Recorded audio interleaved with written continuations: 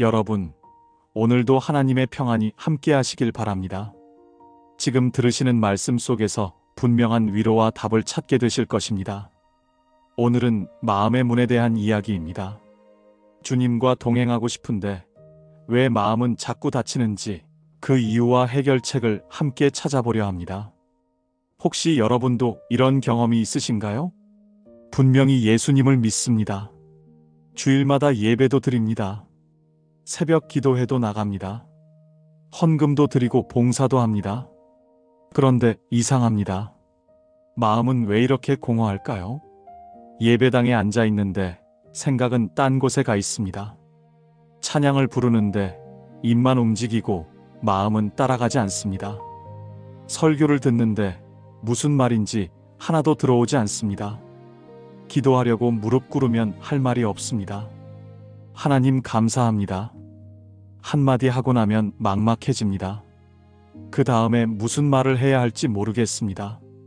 입술은 움직이는데 마음은 멀리 있습니다. 밤에 잠자리에 누우면 걱정이 밀려옵니다. 내일 할 일, 아직 해결 안 된 문제들, 자녀 걱정, 건강 걱정, 돈 걱정, 기도로 맡기라고 하는데 맡겨지지 않습니다. 눈 감으면 생각이 더 선명해집니다. 새벽 2, 3시까지 뒤척입니다. 겨우 잠들었다가 피곤하게 일어납니다. 또 하루가 시작됩니다. 똑같은 하루입니다. 주님, 왜 이렇게 마음이 무거울까요? 왜 기도해도 달라지지 않을까요? 제가 뭘 잘못하고 있는 걸까요? 혹시 지금 이 말씀을 듣고 계신 여러분도 그런 마음이 있으시진 않습니까?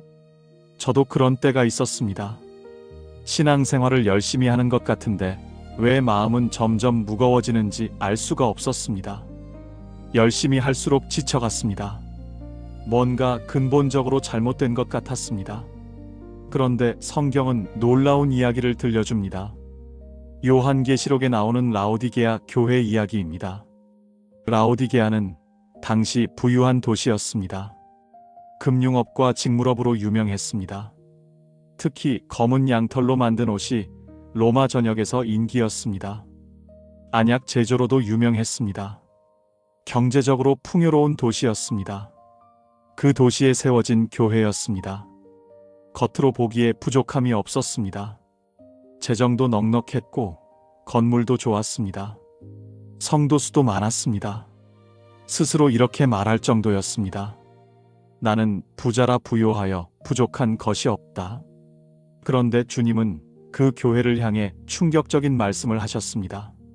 내가 곤고한 것과 가련한 것과 가난한 것과 눈먼 것과 벌거벗은 것을 알지 못하는도다. 요한계시록 3장 17절입니다. 겉은 풍요로운데 속은 완전히 비어 있었습니다. 눈이 멀었다고 하셨습니다. 벌거벗었다고 하셨습니다. 자기 상태를 모르고 있었습니다.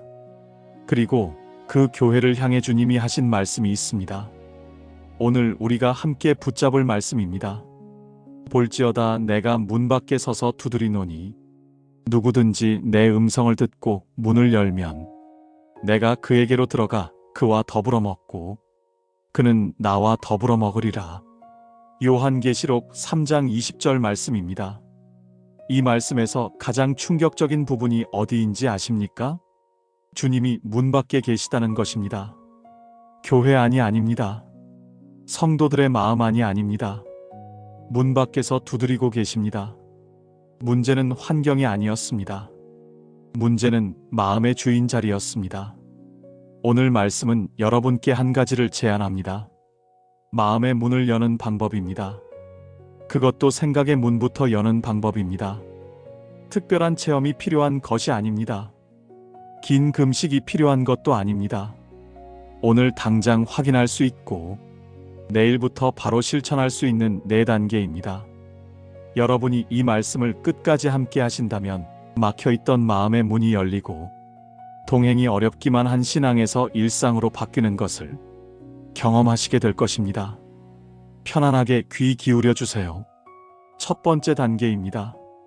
주님은 손님이 아니라 주인이시다. 문 밖에서 두드리시는 이유를 먼저 살펴보겠습니다. 요한계시록 3장 20절을 다시 읽어보겠습니다. 볼지어다 내가 문 밖에 서서 두드리노니 누구든지 내 음성을 듣고 문을 열면 내가 그에게로 들어가 그와 더불어 먹고 그는 나와 더불어 먹으리라. 여기서 두드리다라는 단어는 헬라어로 크로오입니다. 이 단어는 조용하지만 지속적인 두드림을 의미합니다. 쾅쾅 세게 치는 것이 아닙니다. 문을 부수고 들어오시는 것이 아닙니다.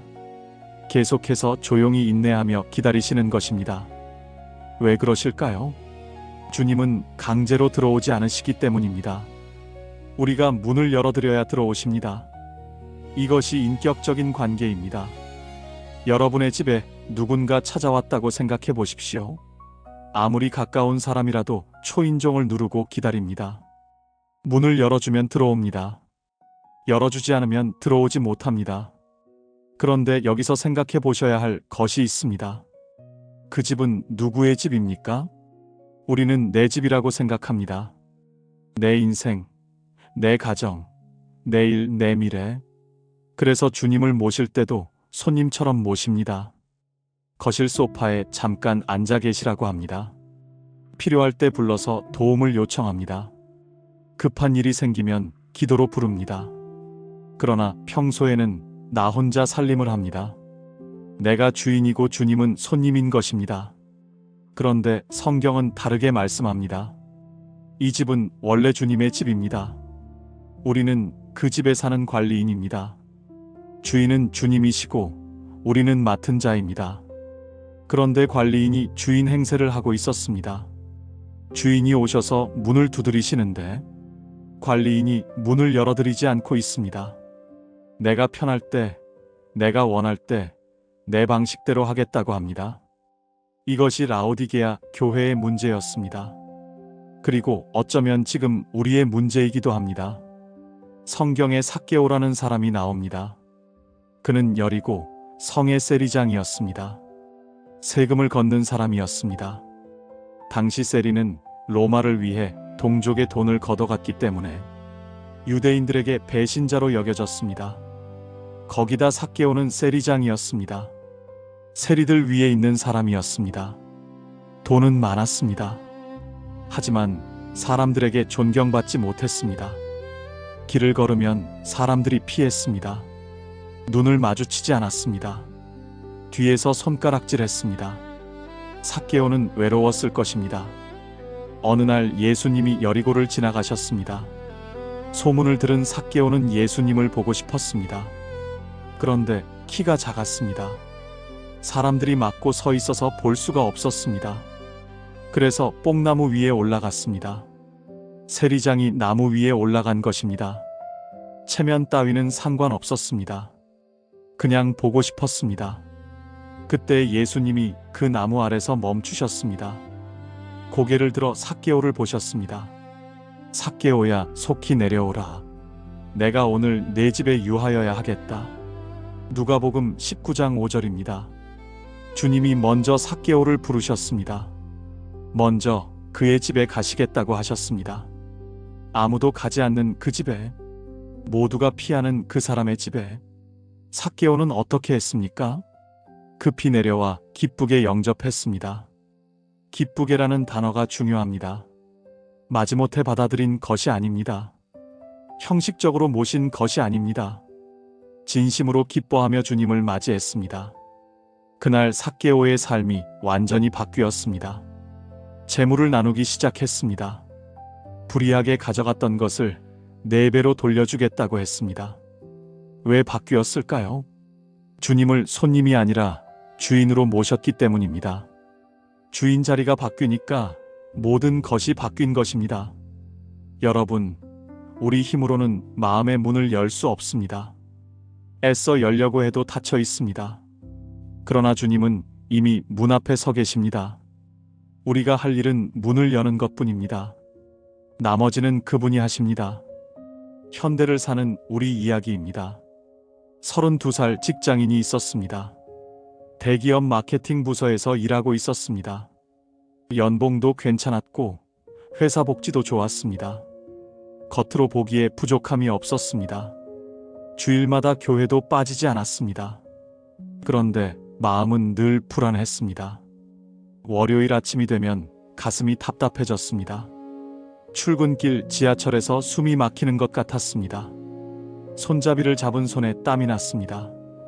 회의 시간마다 긴장됐습니다. 상사의 눈치를 보느라 지쳐갔습니다.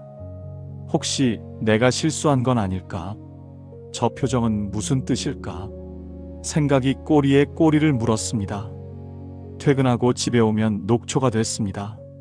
소파에 누워 핸드폰만 보다가 잠들었습니다. 새벽에 눈이 떠졌습니다.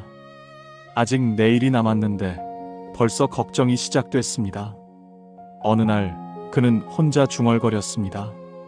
하나님, 저 왜 이렇게 불안하죠? 믿음이 부족한 건가요? 뭘 더 해야 하나요? 대답은 없었습니다. 천장만 보였습니다. 시계 초침 소리만 들렸습니다. 그런데 어느 날 새벽 기도회에서 이 말씀을 들었습니다. 볼지어다 내가 문 밖에 서서 두드리노니. 그 순간 가슴이 뜨거워졌습니다. 목끝이 아려왔습니다. 아, 내가 주님을 손님으로 모시고 있었구나. 내 인생의 주인은 나였구나. 주님은 필요할 때만 부르는 분이었구나. 눈물이 볼을 타고 흘러내렸습니다. 그날부터 그는 기도를 바꿨습니다. 아침에 눈 뜨자마자 기도했습니다.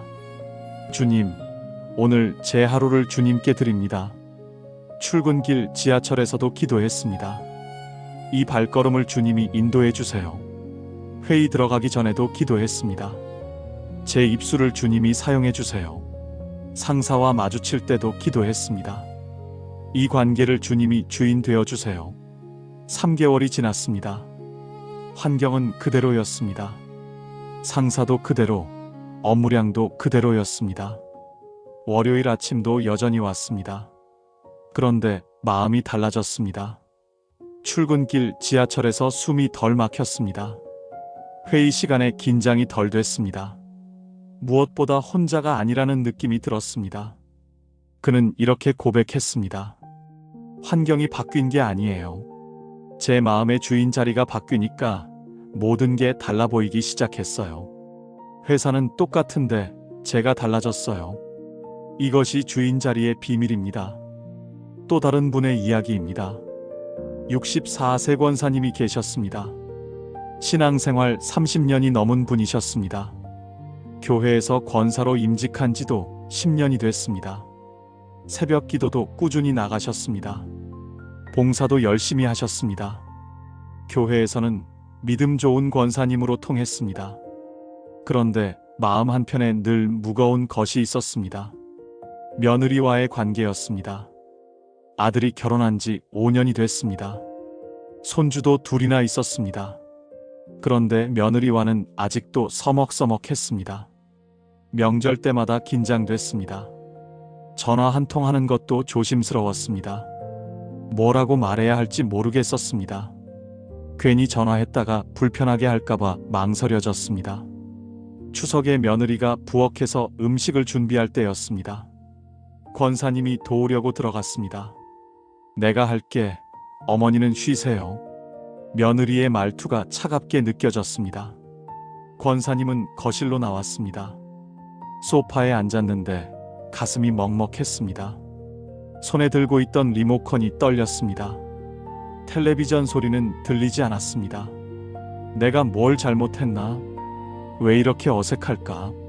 30년 신앙생활이 무슨 소용인가? 그날 밤 권사님은 잠이 오지 않았습니다. 천장을 보며 기도했습니다. 하나님, 며느리 마음을 바꿔주세요. 저한테 좀 잘하게 해주세요. 그런데 어느 날 설교를 듣다가 멈칫했습니다. 주님이 문 밖에서 두드리신다는 말씀이었습니다. 내가 주님을 손님 대하듯 하고 있었나? 내 방식대로 기도하고 내가 원하는 대로 응답해달라고만 했나? 며느리 마음을 바꿔달라고만 했지. 내 마음은 어땠지?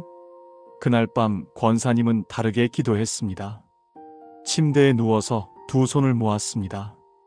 주님, 제 마음의 주인이 되어주세요. 며느리 마음이 아니라 제 마음을 먼저 바꿔주세요. 제가 먼저 낮아지게 해주세요. 기도하다가 눈물이 났습니다. 베개가 젖었습니다.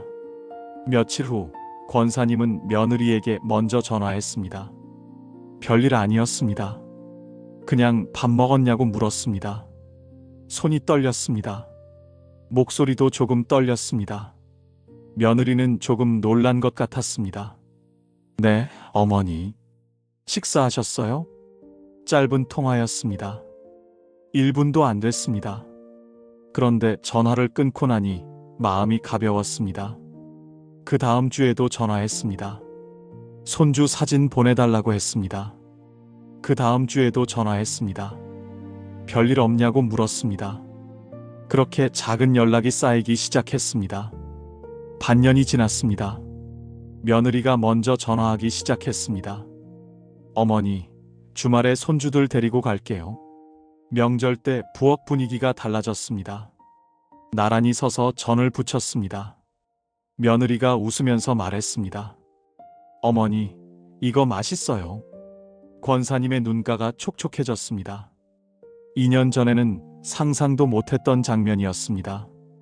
권사님은 이렇게 말씀하셨습니다. 며느리가 바뀐 게 아니에요.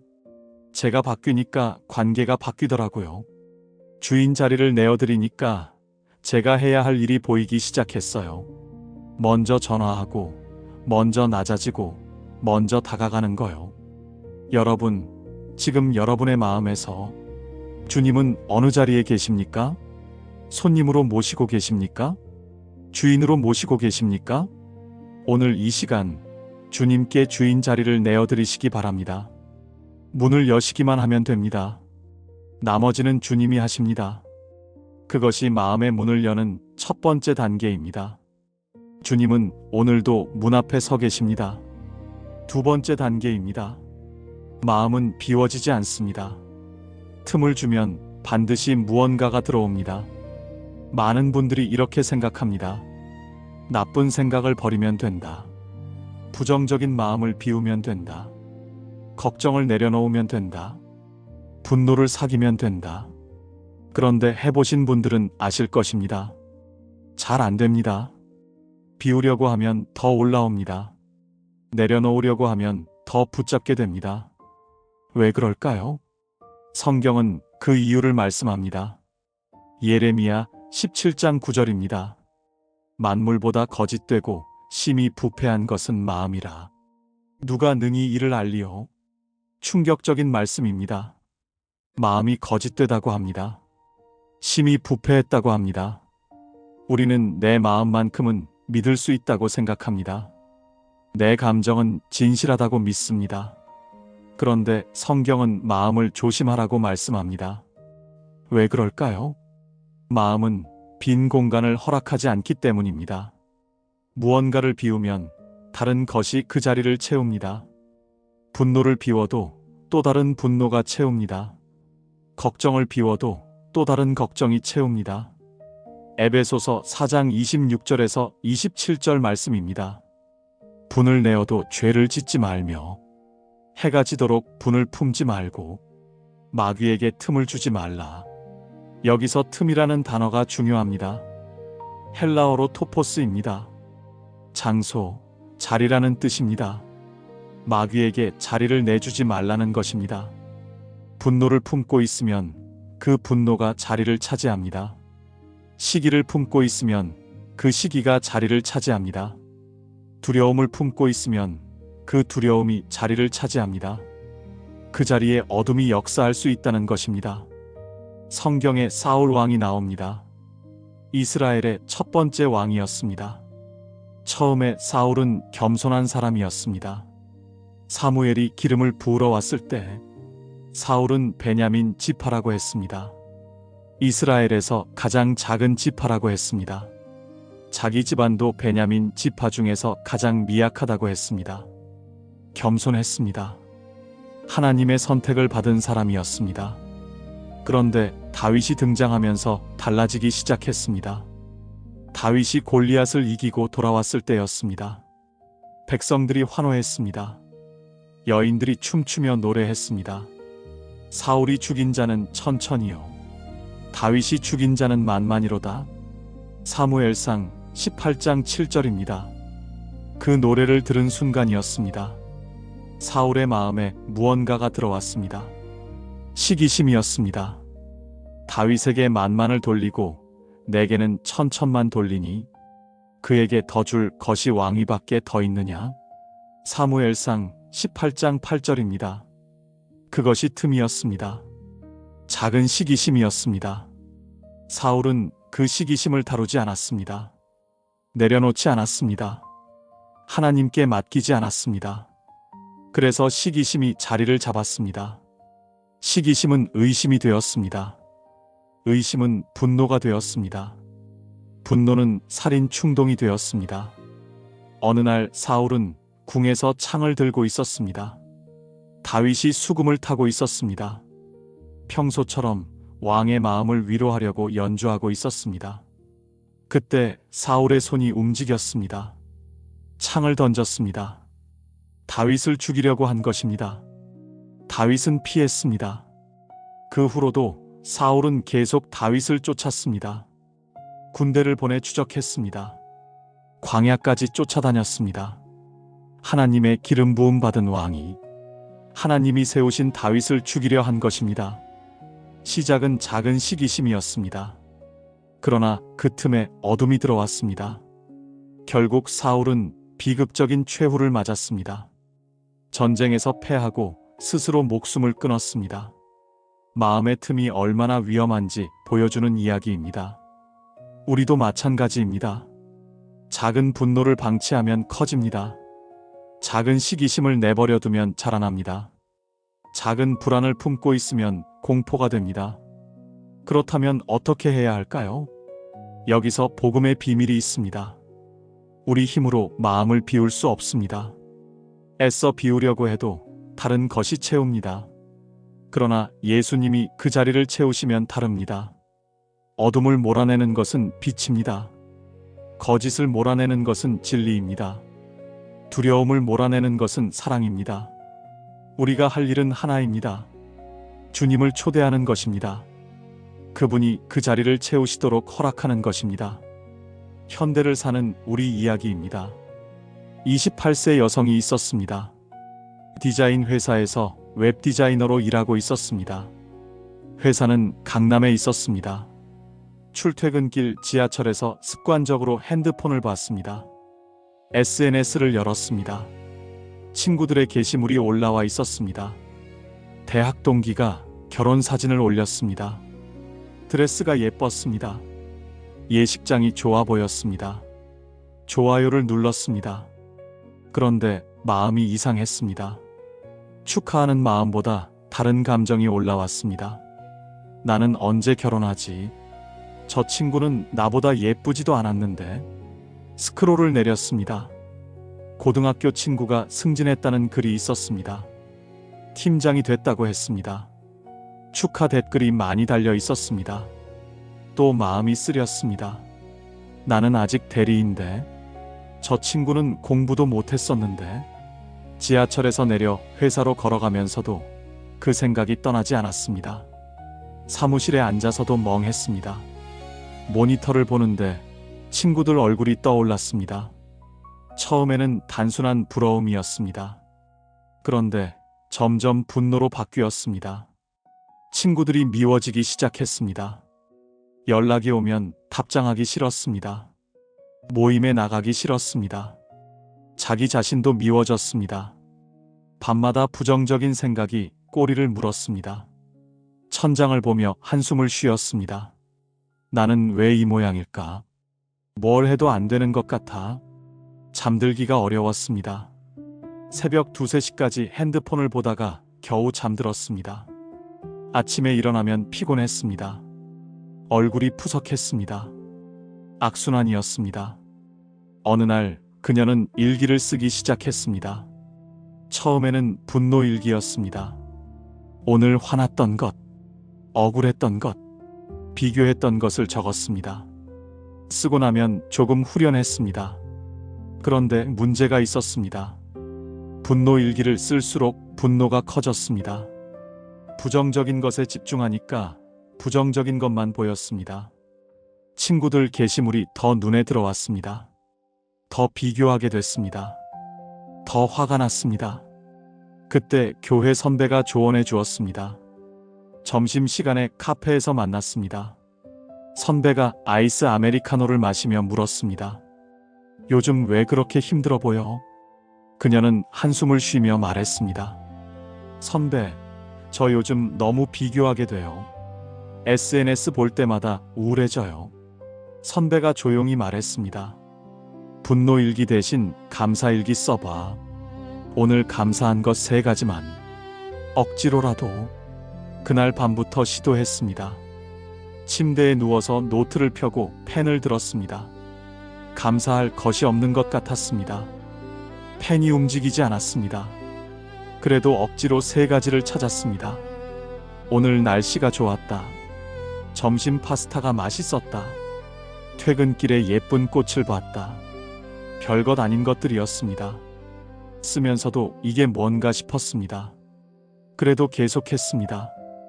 2주가 지났습니다. 여전히 억지였습니다. 그런데 조금 달라진 게 있었습니다. 감사를 찾으려고 하니까 눈이 달라졌습니다. 지하철에서 SNS 대신 창밖을 봤습니다. 한 달쯤 지나니까 확실히 달라졌습니다. 감사할 것이 보이기 시작했습니다. SNS를 보는 시간이 줄었습니다. 친구 게시물을 봐도 덜 비교하게 됐습니다. 마음이 가벼워졌습니다. 잠도 잘 오기 시작했습니다. 3달 후 그녀는 이렇게 말했습니다. 분노를 비우려고 했을 때는 안 됐어요. 그런데 감사로 채우니까 분노가 밀려났어요. 틈을 감사로 채우니까 어둠이 들어올 자리가 없어졌어요. 이것이 마음의 원리입니다. 비우는 것이 아니라 채우는 것입니다. 또 다른 분의 이야기입니다. 47세 남성 사업가가 있었습니다. 인테리어 회사를 운영하고 있었습니다. 10년 넘게 함께한 동업자가 있었습니다. 처음 창업할 때부터 같이 했습니다. 자본금도 반반 냈습니다. 영업은 동업자가, 시공은 본인이 맡았습니다. 서로 믿고 의지하는 사이였습니다. 명절에는 가족끼리 만나기도 했습니다. 그런데 어느 날 배신당했습니다. 거래처에서 전화가 왔습니다. 사장님, 김 사장님이 따로 연락 오셨는데요. 다른 회사로 계약하자고 하시던데요. 처음에는 무슨 말인지 이해가 안 됐습니다. 김 사장은 동업자였습니다. 알아보니 충격적이었습니다. 동업자가 몰래 회사를 차렸습니다. 거래처를 빼돌리고 있었습니다. 중요한 계약들을 혼자 따로 진행하고 있었습니다. 나중에 알고 보니 2년 전부터 준비한 일이었습니다. 다리에 힘이 풀렸습니다. 사무실 의자에 털썩 주저앉았습니다. 손이 떨렸습니다. 열년을 믿었던 사람이었습니다. 배신감에 잠을 잘 수가 없었습니다. 분노가 치밀어 올랐습니다. 밤마다 그 사람 얼굴이 떠올랐습니다. 같이 웃던 모습, 술잔을 부딪히던 모습, 그게 다 거짓이었구나. 복수를 생각했습니다. 법적으로 대응하고 업계에 소문을 내고 그를 망하게 하고 싶었습니다. 밤새 인터넷을 검색했습니다.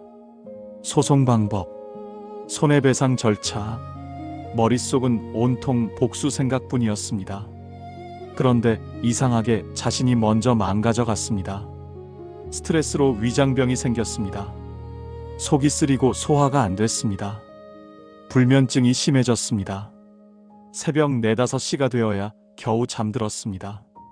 가족에게 짜증을 냈습니다. 아내가 말을 걸면 화를 냈습니다. 아이들이 다가오면 피했습니다. 거울을 보면 낯선 사람이 있었습니다. 눈이 충혈되어 있었습니다. 얼굴이 헬쑥해져 있었습니다. 분노가 자신을 갉아먹고 있었습니다.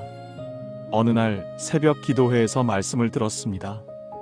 해가 지도록 분을 품지 말고 마귀에게 틈을 주지 말라. 그 말씀이 가슴에 꽂혔습니다. 내가 분을 품고 있구나.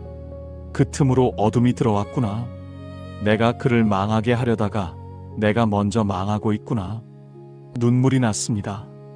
새벽 기도회 의자에 앉아 한참을 울었습니다. 그날부터 용서하기로 결심했습니다. 쉽지 않았습니다. 감정은 따라오지 않았습니다. 입으로는 용서한다고 하는데 마음은 분노했습니다. 그래도 매일 고백했습니다. 출근길에 운전하면서 말했습니다. 주님, 그를 용서합니다. 제 힘으로는 안 되지만 주님이 하게 해주세요. 처음에는 거짓말 같았습니다. 핸들을 잡은 손에 힘이 들어갔습니다. 이를 악물고 말했습니다. 그래도 매일 고백했습니다. 석 달이 지났습니다. 여전히 화가 났습니다. 6개월이 지났습니다. 조금 나아진 것 같았습니다. 1년이 지났습니다. 어느 날 문득 깨달았습니다. 그 사람 생각이 나지 않습니다. 분노가 사라졌습니다. 미움이 옅어졌습니다. 위장병이 나았습니다. 잠을 잘 수 있게 됐습니다. 아내와 대화가 늘었습니다. 아이들과 웃을 수 있게 됐습니다. 그는 이렇게 고백했습니다. 용서가 그 사람을 위한 게 아니었어요. 용서는 제 마음의 틈을 닫는 것이었어요. 그 틈을 닫으니까 어둠이 나가고 평안이 찾아왔어요. 분노를 비우려고 했을 때는 안 됐어요. 용서로 채우니까 분노가 나갔어요. 여러분, 지금 여러분의 마음에 틈이 있지는 않습니까? 분노의 틈, 시기의 틈, 두려움의 틈, 미움의 틈, 그 틈을 방치하지 마십시오. 주님께 맡기십시오. 주님이 그 자리를 채우시도록 허락하십시오.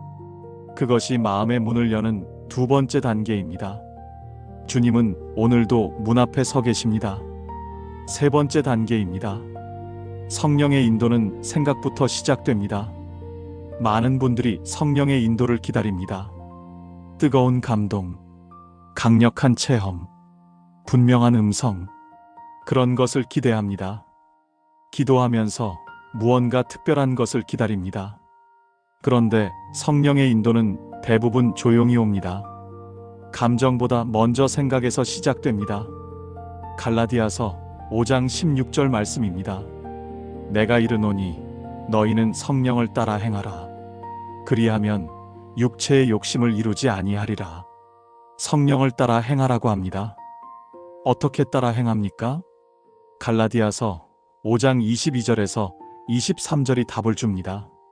오직 성령의 열매는 사랑과 희락과 화평과 오래 참음과 자비와 양선과 충성과 온유와 절제니 이 같은 것을 금지할 법이 없느니라. 성령의 열매입니다. 사랑, 희락, 화평, 오래 참음, 자비, 양선, 충성, 온유, 절제 9가지입니다. 이것이 성령이 일하실 때 나타나는 증거입니다. 반대로 육체의 일도 있습니다. 갈라디아서 5장 19절에서 21절에 나옵니다. 음행, 더러운 것, 호색, 우상 숭배, 주술, 원수 맺는 것, 분쟁, 시기, 분냄, 당 짓는 것, 분열함, 이단, 투기, 술 취함, 방탕함. 육체의 일은 분명합니다. 분쟁, 시기, 분냄, 당 짓는 것, 이런 것들이 마음에 올라올 때 그것은 성령의 인도가 아닙니다. 성령의 인도는 다릅니다. 평안이 옵니다. 사랑이 옵니다. 오래 참음이 옵니다. 그렇다면 우리는 어떻게 분별할 수 있을까요? 생각을 점검하면 됩니다. 지금 내 생각이 어디로 가고 있는가? 분노로 가고 있는가? 평안으로 가고 있는가? 시기로 가고 있는가? 감사로 가고 있는가? 두려움으로 가고 있는가? 믿음으로 가고 있는가? 생각의 방향이 성령의 인도를 보여줍니다.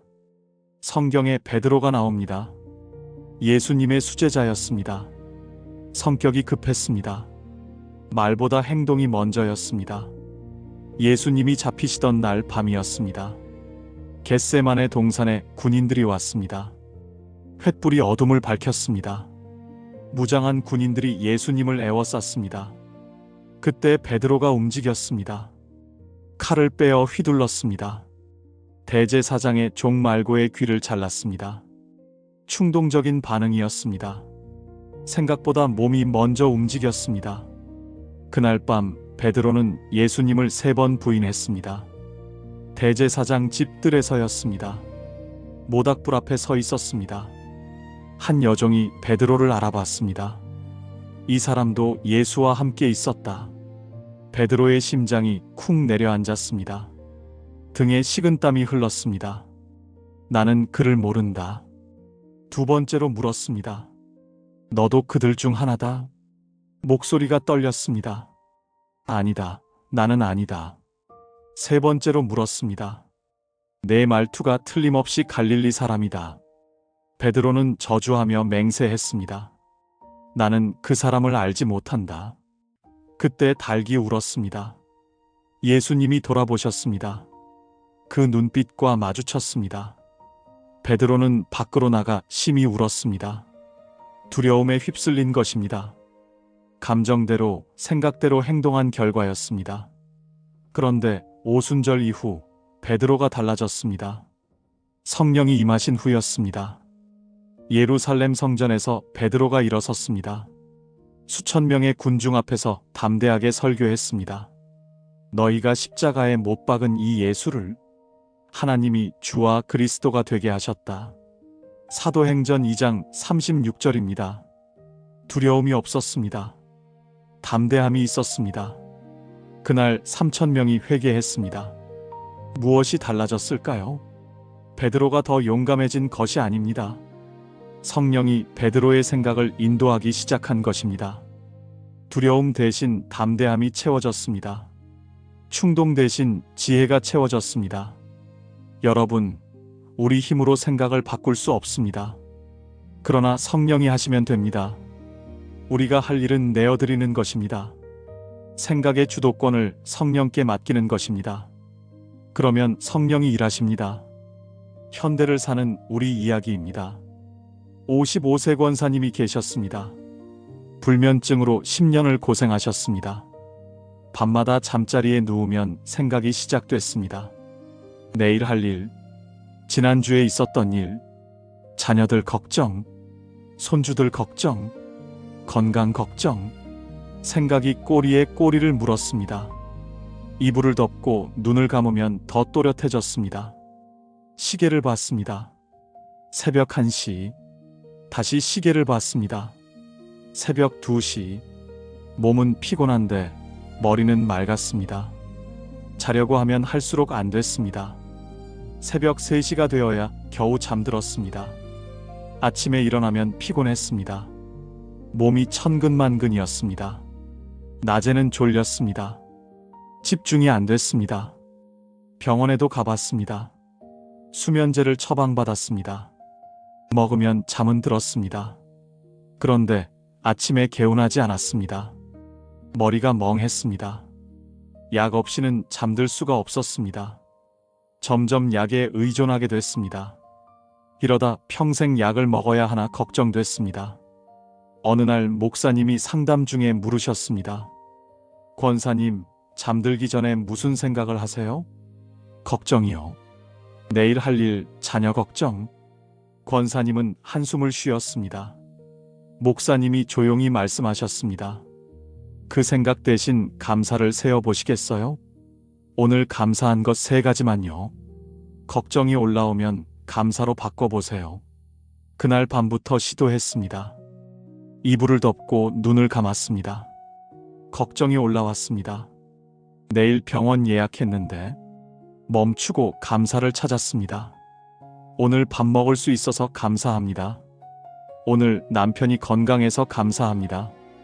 오늘 햇살이 따뜻해서 감사합니다. 처음에는 억지였습니다. 걱정이 더 강했습니다. 감사를 말하다가도 걱정이 끼어들었습니다. 그래도 계속했습니다. 걱정이 올라올 때마다 감사로 바꿨습니다. 2주가 지났습니다. 조금 달라졌습니다. 감사를 세다가 잠드는 날이 생겼습니다. 시계를 안 보게 됐습니다. 한 달이 지났습니다. 확실히 달라졌습니다. 잠드는 시간이 앞당겨졌습니다. 새벽에 깨는 횟수가 줄었습니다. 수면제 양을 줄였습니다. 석 달 후 수면제를 끊었습니다. 권사님은 이렇게 말씀하셨습니다. 생각을 바꾸니까 잠이 바뀌었어요. 걱정을 감사로 바꾸니까 마음이 편해졌어요. 성령님이 제 생각을 인도하시는 게 이런 거구나 싶었어요.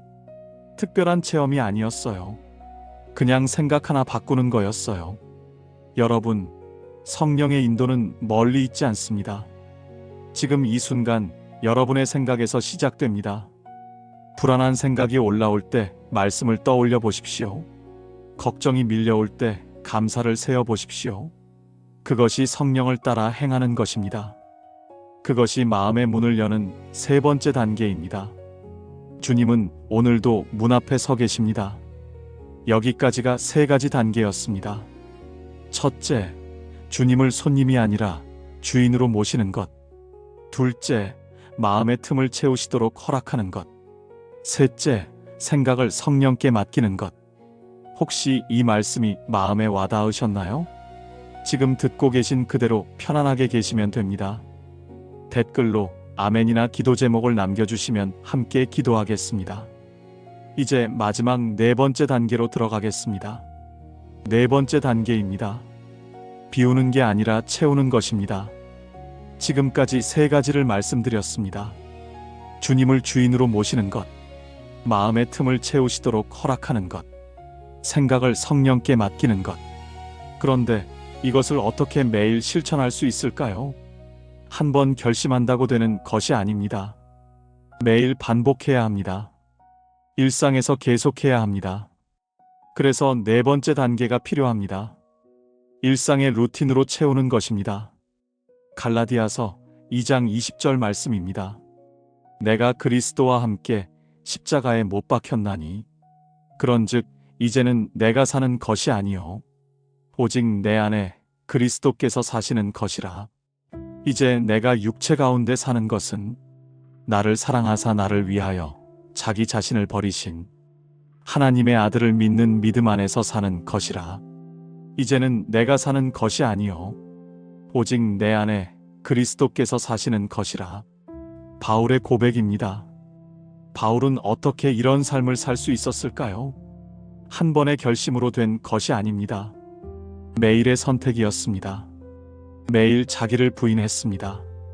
매일 그리스도를 선택했습니다. 매일 성령을 따랐습니다. 그것이 쌓여서 이런 고백이 나온 것입니다. 우리도 마찬가지입니다. 한 번의 결심으로 마음의 문이 열리지 않습니다. 매일의 작은 실천이 쌓여야 합니다. 그래서 루틴이 필요합니다.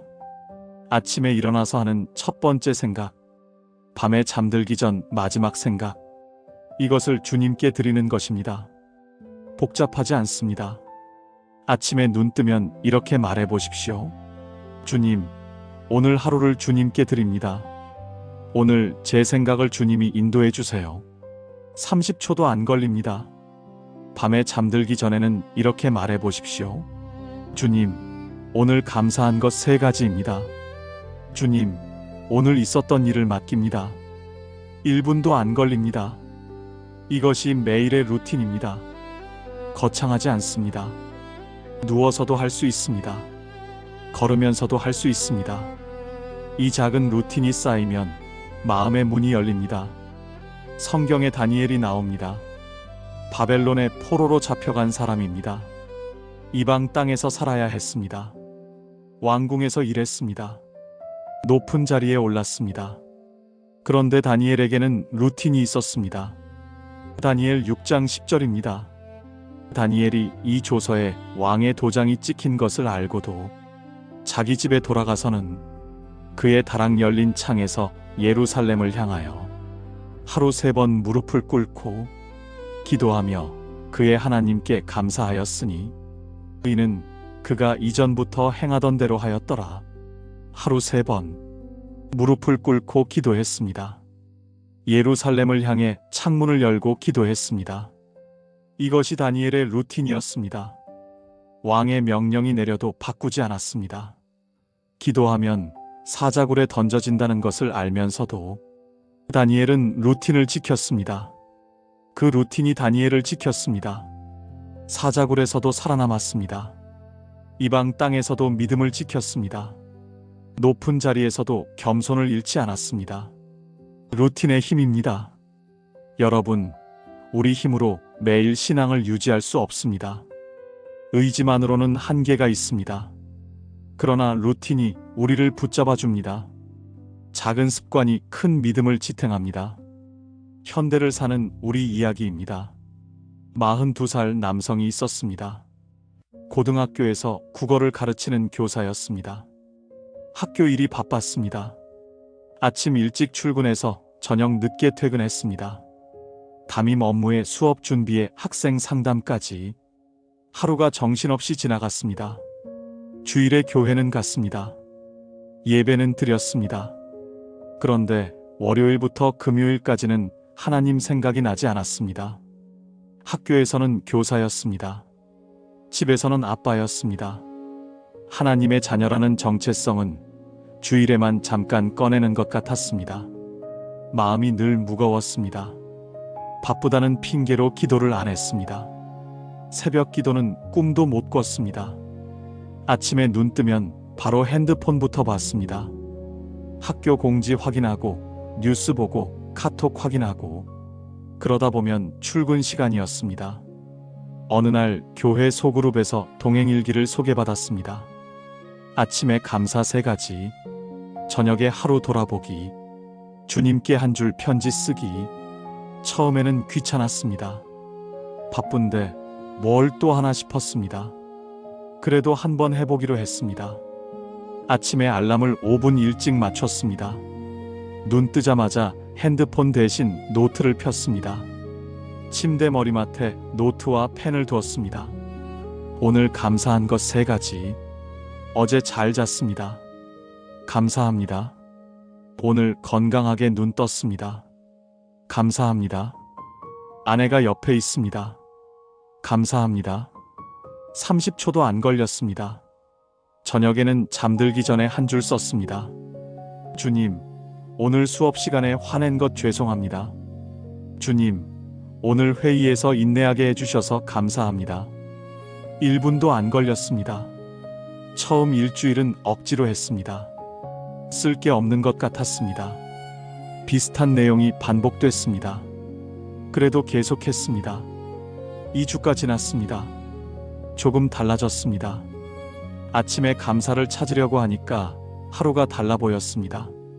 수업 시간에 학생이 웃으면 감사했습니다. 점심이 맛있으면 감사했습니다.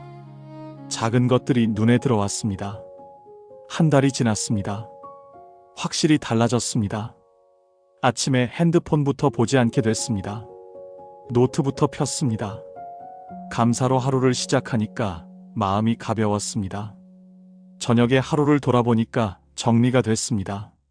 수업 시간에 화내는 횟수가 줄었습니다. 학생들 대하는 마음이 부드러워졌습니다. 3달 후 그는 이렇게 말했습니다. 동행일기가 제 신앙을 바꿨어요. 주일에만 그리스도인이었는데 이제는 월요일부터 금요일까지도 주님과 함께 사는 느낌이에요. 거창한 게 아니었어요. 아침 30초, 저녁 1분. 이 작은 루틴이 제 마음의 문을 열었어요. 또 다른 분의 이야기입니다. 62세 여성이 계셨습니다. 35년 다니던 회사에서 은퇴했습니다. 정년퇴직이었습니다. 마지막 날 동료들이 꽃다발을 주었습니다. 박수를 쳐줬습니다. 그런데 집에 돌아오니 허무했습니다. 다음 날 아침 알람이 울리지 않았습니다. 눈을 떴는데 갈 곳이 없었습니다. 천장을 봤습니다. 오늘 뭘 하지? 일어나서 거실에 앉았습니다. 텔레비전을 켰습니다. 재미없었습니다. 핸드폰을 봤습니다. 볼 게 없었습니다. 시계를 봤습니다.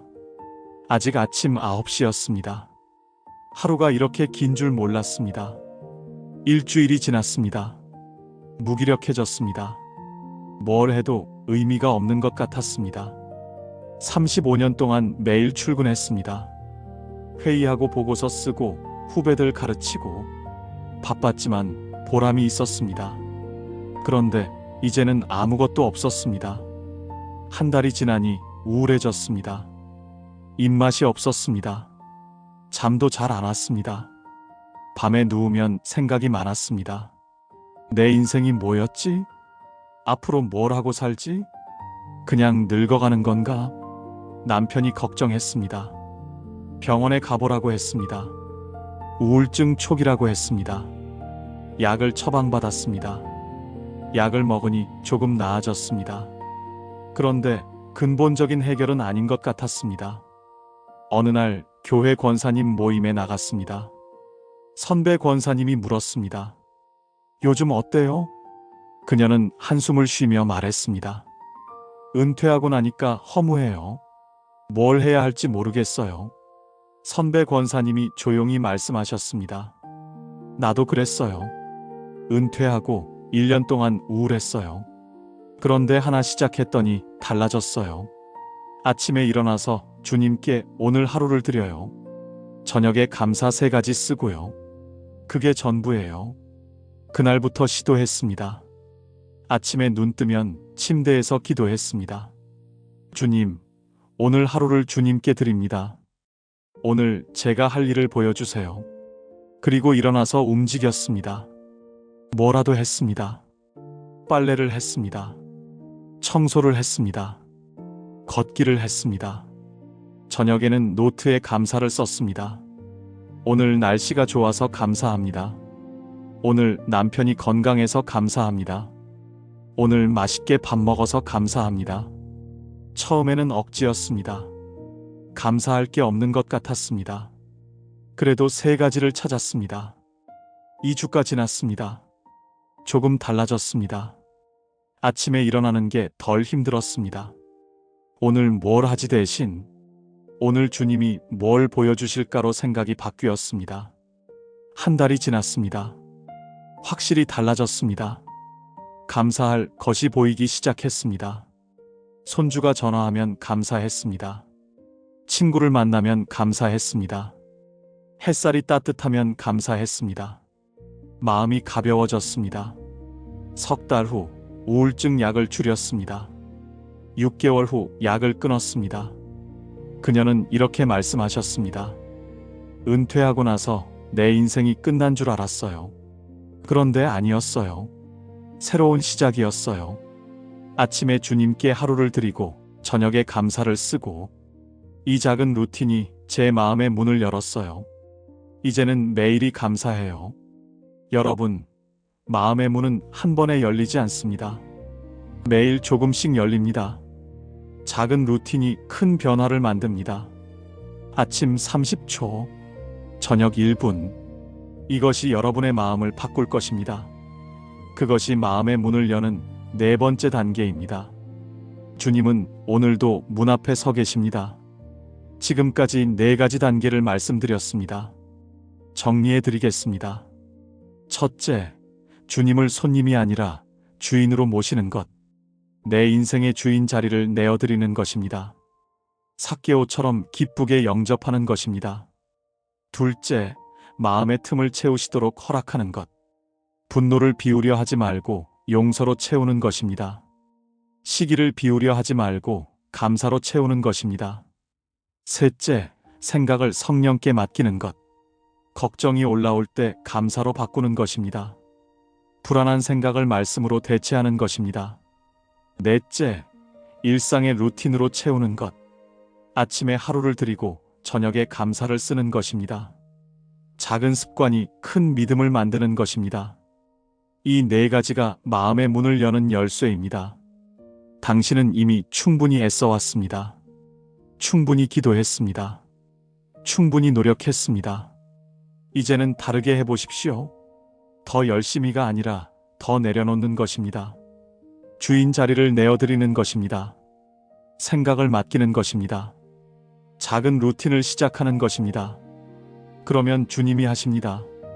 우리가 문을 열면 주님이 들어오십니다. 주님이 들어오시면 모든 것이 바뀝니다. 주님은 오늘도 문 앞에 서 계십니다. 여러분은 어떻게 하시겠습니까? 오늘 이 말씀을 들으신 여러분께 3가지를 제안드립니다. 첫째, 결단입니다. 오늘 주님을 내 마음의 주인으로 모시겠다고 결단해 보십시오. 손님이 아니라 주인으로, 필요할 때만 부르는 분이 아니라 매일 함께하는 분으로. 둘째, 실천입니다. 내일 아침부터 시작해 보십시오. 눈 뜨자마자 30초만 기도해 보십시오. 주님, 오늘 하루를 주님께 드립니다. 저녁에는 감사 3가지를 써 보십시오. 1분이면 됩니다. 셋째, 회복입니다. 못하는 날이 있어도 괜찮습니다. 까먹어도 괜찮습니다. 포기하지만 않으면 됩니다. 다음 날 다시 시작하면 됩니다. 넘어져도 괜찮습니다.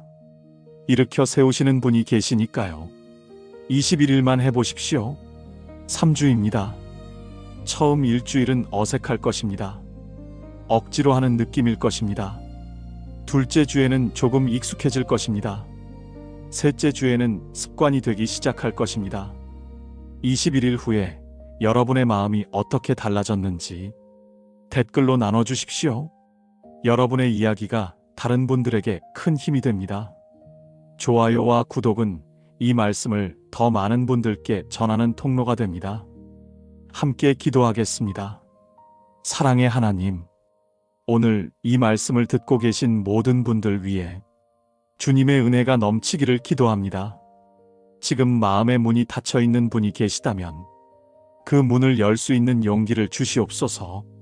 주인 자리를 내어드리기 어려운 분이 계시다면 그 두려움을 거두어 주시옵소서. 마음에 틈이 있어 힘들어하는 분이 계시다면 주님의 사랑으로 그 자리를 채워주시옵소서. 생각이 어지러운 분이 계시다면 성령으로 그 생각을 인도해 주시옵소서. 오늘부터 작은 루틴을 시작하는 분들에게 지속할 수 있는 힘을 주시옵소서. 주님은 지금도 문 앞에 서 계십니다. 두드리고 계십니다. 기다리고 계십니다. 우리가 문을 열 때 들어오셔서 함께 하시겠다고 약속하셨습니다. 그 약속을 믿습니다. 그 사랑에 감사드립니다. 예수님의 이름으로 기도합니다. 아멘. 하나님의 크신 은혜와 평강이 여러분의 가정과 삶 위에 함께 하시기를 축복합니다. 여러분의 마음의 문이 활짝 열려 주님과 동행하는 삶을 누리시기를 축복합니다. 주님은 오늘도 문 앞에 서 계십니다. 내일 또 말씀으로 찾아뵙겠습니다. 감사합니다.